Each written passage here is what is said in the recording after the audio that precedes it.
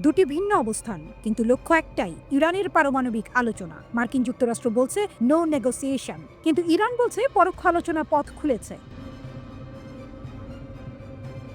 তাদের মধ্যে এক অপ্রতিরোধ্য দ্বন্দ্ব, এক অবিচল প্রতিরোধ। একদিকে শক্তিশালী আমেরিকা, যাদের ঠান্ডা বার্তা কোনো আলোচনা নয়। অপরদিকে তেহরান, এক অগ্নি পরীক্ষা পার করা জাতি, যারা তাদের অবিচল দৃঢ়তায় ঘোষণা করছে যতক্ষণ পর্যন্ত হুমকি থাকবে ততক্ষণ আলোচনা সম্ভব নয়।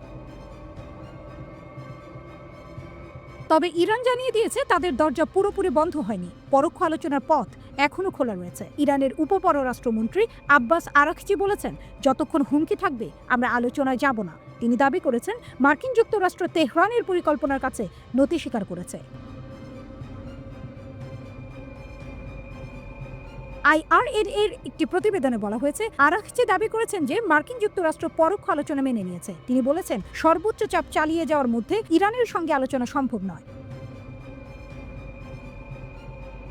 আরাকচি জোর দিয়ে বলেছেন, যে কোনো আলোচনা হতে হবে সমান অবস্থানে দাঁড়িয়ে এবং হুমকি ছাড়াই। তিনি বলেন, যতক্ষণ সামরিক চাপ থাকবে ততক্ষণ ইরান কোনো সরাসরি আলোচনায় অংশ নেবে না। তবে তিনি এটাও বলেছেন যে কূটনীতির পথ এখনো পুরোপুরি বন্ধ হয়ে যায়নি এবং পরোক্ষ আলোচনা সম্ভব। তিনি জানান, ওমানে ইরান ও যুক্তরাষ্ট্রের মধ্যে উচ্চ পর্যায়ের পরোক্ষ আলোচনা হবে। এই ঘটনা ঘটেছে এমন এক সময়ে যখন যুক্তরাষ্ট্র এই সপ্তাহে ইরানের পারমাণবিক কর্মসূচির বিরুদ্ধে নতুন নিষেধাজ্ঞা আরোপ করেছে। মার্কিন ট্রেজারি বিভাগ 5টি সংস্থা ও এক ব্যক্তির ওপর নিষেধাজ্ঞা জারি করেছে, যারা পারমাণবিক কর্মকাণ্ডে যুক্ত ছিলেন। ট্রেজারি বিভাগ বলেছে, এই নিষেধাজ্ঞার উদ্দেশ্য হলো ইরানকে পারমাণবিক অস্ত্র অর্জন থেকে বিরত রাখা। যেসব প্রতিষ্ঠানের ওপর নিষেধাজ্ঞা দেওয়া হয়েছে তার মধ্যে রয়েছে ইরানের আণবিক শক্তি সংস্থা এবং তার একটি সহায়ক প্রতিষ্ঠান।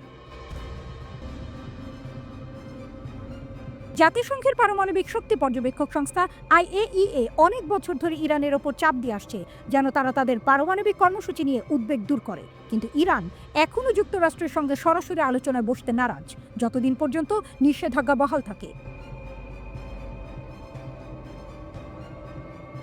2018 সালে মার্কিন প্রেসিডেন্ট ডোনাল্ড ট্রাম্প ইরান পারমাণবিক চুক্তি থেকে যুক্তরাষ্ট্রকে বের করে নেওয়ার সিদ্ধান্ত নেয়, যার ফলে দুই দেশের মধ্যে নতুন করে উত্তেজনা সৃষ্টি হয়। তারপর থেকে ইরান ওই চুক্তি শর্ত ভেঙে নিজের পারমাণবিক কার্যক্রম বাড়িয়ে তুলেছে। পশ্চিমারা এখন এমন এক কঠিন পরিস্থিতির মুখোমুখি যেখানে ইরানকে পারমাণবিক রাষ্ট্রে পরিণত হওয়া থেকে বিরত রাখতে সময় খুবই সীমিত।